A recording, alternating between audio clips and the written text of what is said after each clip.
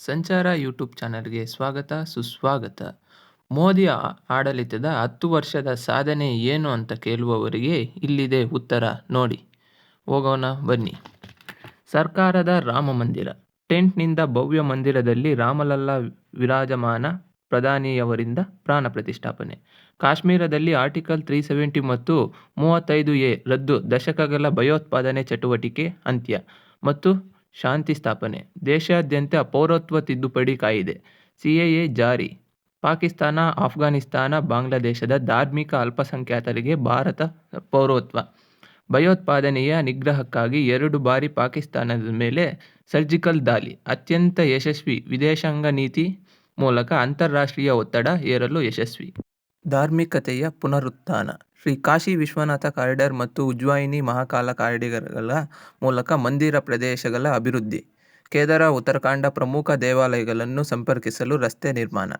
ಭಾರತದ ಕಲೆ ಸಂಸ್ಕೃತಿ ಪುನರ್ ಸ್ಥಾಪಿಸಲು ವಿದೇಶಗಳಿಂದ ನಮ್ಮ ದೇಶದ 231 ಕಲಾಕೃತಿಗಳು ವಾಪಸ್.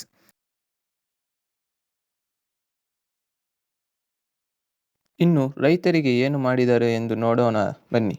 ವರ್ಷಕ್ಕೆ 6,000ರಂತೆ ಪ್ರಧಾನ ಮಂತ್ರಿ ಕಿಸಾನ್ ಸಮ್ಮಾನ್ ಯೋಜನೆಯಡಿ 11.3 ಕೋಟಿ ರೈತರಿಗೆ ಆರ್ಥಿಕ ನೆರವು. ರೈತರು ಬೆಳೆದ ಬೆಳೆಗಳನ್ನು ಸಕಾಲದಲ್ಲಿ ಮಾರುಕಟ್ಟೆಗೆ ಸಾಗಾಣಿಕೆ ಮಾಡಲು ಕಿಸಾನ್ ರೈಲು ಚಾಲನೆ. 167 ಮಾರ್ಗಗಳಲ್ಲಿ ಕಾರ್ಯಾಚರಣೆ. ರಾಷ್ಟ್ರವ್ಯಾಪಿ ರೈತರ ಮಾರುಕಟ್ಟೆಯೊಂದಿಗೆ ಸಂಪರ್ಕ.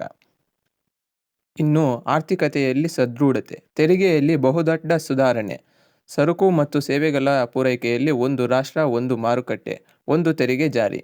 ವಿಶ್ವದಲ್ಲಿ ಆರ್ಥಿಕವಾಗಿ ಹಿಂದುಳಿದ ದೇಶಗಳ ಪಟ್ಟಿಯಲ್ಲಿ 5ನೇ ಸ್ಥಾನದಲ್ಲಿದ್ದ ಭಾರತ ಈಗ ವಿಶ್ವದ ಆರ್ಥಿಕತೆಯಲ್ಲಿ ಮುಂದುವರಿದು ದೇಶಗಳ ಪಟ್ಟಿಯಲ್ಲಿ 5ನೇ ಅತಿದೊಡ್ಡ ಆರ್ಥಿಕತೆಯ ರಾಷ್ಟ್ರವಾಗಿ ಬೆಳವಣಿಗೆ ಕಂಡಿದೆ. ಇನ್ನು ಕೌಶಲ್ಯ ಅಭಿವೃದ್ಧಿ ಯೋಜನೆ. ಸಮಾಜದ ಅತ್ಯಂತ ಕೆಳವರ್ಗದ ಕೌಶಲ್ಯ ಕಾರ್ಮಿಕರಿಗೆ ಪರಿಣಿತಿ ಇರುವ ವೃತ್ತಿಯಲ್ಲಿ ಉದ್ಯಮವನ್ನು ಪ್ರಾರಂಭಿಸಲು ಪ್ರಧಾನ ಮಂತ್ರಿ ವಿಶ್ವಕರ್ಮ ಯೋಜನೆ. ಕೇಂದ್ರ ಸರ್ಕಾರದಿಂದ 13,000 ಕೋಟಿ ರು ಅನುದಾನ. 3 ಲಕ್ಷ ರವರೆಗೆ ಜಾಮೀನು ರಹಿತ ಸಾಲ ಸೌಲಭ್ಯ. ಬೀದಿ ಬದಿ ವ್ಯಾಪಾರಿಗಳನ್ನು ಖಾಸಗಿ ವಿಲೆದಾರರ ಕಪಿಮುಷ್ಟಿಯಿಂದ ರಕ್ಷಿಸಲು ಪರಿಚಯಿಸಿದ ಪ್ರಧಾನ ಮಂತ್ರಿ ನಿಧಿ ಯೋಜನೆ. 34.45 ಲಕ್ಷ ಬೀದಿ ವ್ಯಾಪಾರಿಗಳಿಗೆ ಜಾಮೀನು ರಹಿತ ಸಾಲ. ಆಮದು ಪ್ರಮಾಣವನ್ನು ತಗ್ಗಿಸಿ ರಫ್ತನ್ನು ಹೆಚ್ಚಿಸಿ ದೇಶೀಯ ಉತ್ಪಾದನೆಗೆ ಉತ್ತೇಜನ ನೀಡಲು make in India, startup India. 90,000ಕ್ಕೂ ಅಧಿಕ ಸ್ಟಾರ್ಟ್ಅಪ್ಗಳ ಪ್ರಾರಂಭ.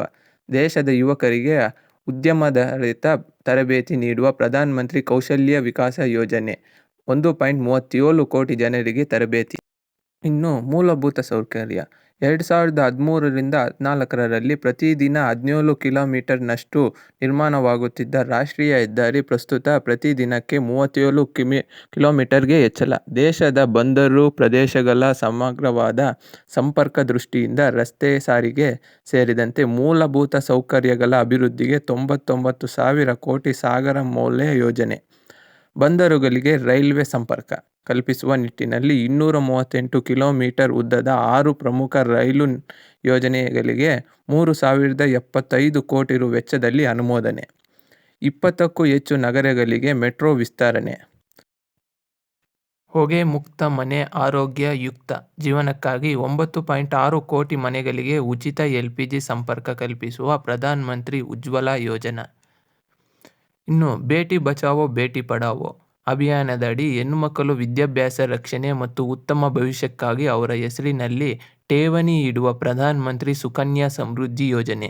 ಈವರೆಗೆ ನೋಂದಾಯಿತರು 3.18 ಕೋಟಿ. ಮುಸ್ಲಿಂ ಹೆಣ್ಣು ಮಕ್ಕಳು ವೈಯಕ್ತಿಕ ಹಕ್ಕುಗಳ ರಕ್ಷಣೆಗಾಗಿ ಮತ್ತು ಅವರ ಗೌರವಯುತ ಬದುಕಿಗಾಗಿ ತ್ರಿಬಲ್ ತಲಾಖ್ ನಿಷೇಧ. ಸ್ನೇಹಿತರೆ, ಈ ಸಂಚಿಕೆ ಇಷ್ಟ ಆಗಿದ್ದರೆ ದಯವಿಟ್ಟು ಒಂದು ಲೈಕ್ ಮತ್ತು ಸಬ್ಸ್ಕ್ರೈಬ್ ಮಾಡಿಕೊಳ್ಳಿ.